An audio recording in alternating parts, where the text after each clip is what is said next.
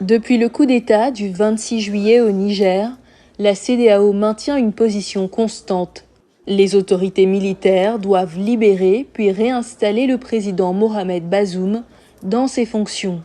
L'organisation ouest-africaine a entre-temps imposé de lourdes sanctions économiques au Niger.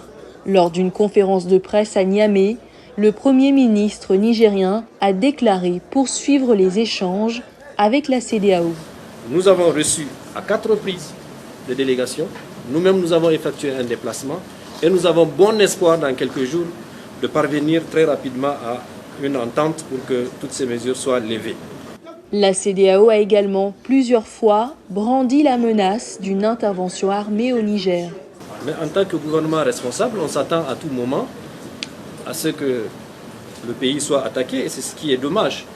Toutes les dispositions sont prises pour que nous puissions nous défendre. Il faudrait que vous le sachiez. Je dis bien toutes les dispositions. Et ce serait une guerre injuste.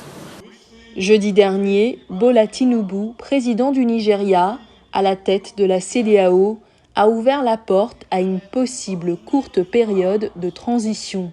Au sujet de la présence militaire française au Niger, le Premier ministre Zein a indiqué que les discussions ont commencé.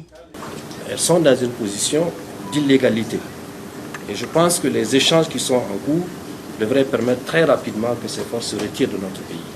La France a de son côté affirmé qu'elle discute avec le Niger du retrait d'une partie de ses effectifs et matériel militaire, alors que le Niger continue d'exiger le départ de l'ambassadeur français à Niamey.